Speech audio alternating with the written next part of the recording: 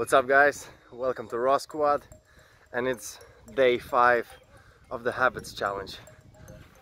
And well, I guess it's better to call it the habit number 5 rather than day 5, since for the whole last week I didn't upload a video.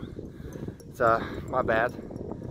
But I was just not really satisfied with the content, so I had to do a little more research on the topics and on the habits that I want to do. So today we're going to be talking about sleep, and basically talking about the importance of sleep and how much you should sleep, the quality of sleep and the effects on the body.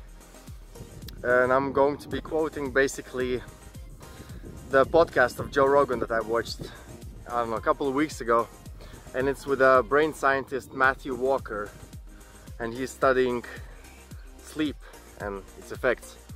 So stick around and let's dive deep into the topic. So I guess let's start with how much should you sleep.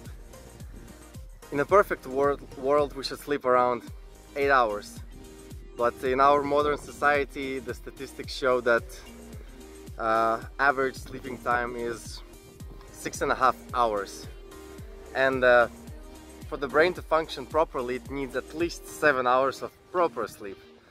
And by that I mean you should, like, if you went to a party and you were drinking it the night before, you're probably not gonna get so much sleep, because it takes time for your brain to get the chemistry right and to actually go into a deeper sleep.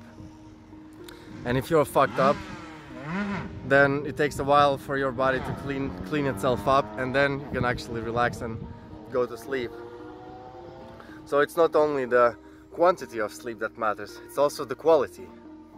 For example, if you decide to read a book on iPad, like literally about, I don't know, an hour before going to sleep, the sleep hormone, which is called melatonin, is going to delay the production or the release of this hormone into your body by 3 hours. So if you slept 7 hours, your body actually got 4 hours. So you're hurting yourself. And the reality is that being awake is giving us like a brain damage. We're literally killing ourselves by being asleep. We're literally killing ourselves by being awake. You know what's the best performance enhancing drug? Guessed it right, it's sleep. So for example, I'm talking straight from the podcast. I will link it to the description so you can learn more. It's epic and also scary when you realize that you're undersleeping most of your life. So Matthew was saying that, for example, if you learn a new skill, it could be anything, language, martial arts, or just anything, literally anything. And if you have a proper 9 hours sleep, you will perform those tasks 20 to 30% better. But the same thing, if you did the same thing but you slept a couple hours less than 7, you will perform those tasks 20 to 30% worse. Another thing what lack of sleep does, they made another test or experiment. They went and talked to the professional athletes and took their history of injuries, and then they asked them how much do they sleep on average, and then they just categorized the people, you know, with with how much they were sleeping and how many injuries they were getting. And literally the people who were sleeping least amount of time had the most amount of injuries. So that's what's up. Not only that, if you undersleep, if you are sleep deprived, you will have a level of testosterone that of a person who is 10 years older than you. Nah, thank you, I want to stack my testosterone.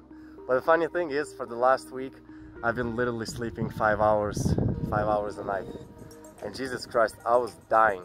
It was horrible. My brain was scrambled. It's like I was taking also usually power naps, 5 maybe 15 minutes naps, and they were okay. I would wake up feeling fresh. I mean, I wasn't even falling asleep, it's just to, you know, to calm down my mind. It was almost like a meditation. But right now, this past week, I'm taking a 15-minute nap, then I get out of it and I feel like I slept an hour, but I'm still tired as hell and I don't want to do anything. But it's also, I got some allergies. The blooming season is on, the pollen, the dust. I'm dying in here. I think you can see my face is like twice swollen right now. So yeah, basically, it's just, when you listen to this podcast, you realize that, god damn it, we need to sleep. And it's like, I was one of those people who was saying, oh, I'm gonna sleep when I'm dead. And a lot of people have this kind of philosophy, but the reality is, the lack of less sleep doesn't mean more productivity. In fact, not only underslept people tend to take on less challenging projects. When you're underslept, you eat 300 more calories a day, and not only that, your body is leaning towards the crappy foods for some reason. So I highly recommend you check out Matthew Walker's podcast at Joe Rogan. And it's Joe Rogan podcast, and Matthew Walker is a guest. It's gonna blow your mind, and hopefully there's gonna be like a small wake-up call and people will start sleeping more. Because, damn, we gotta sleep more.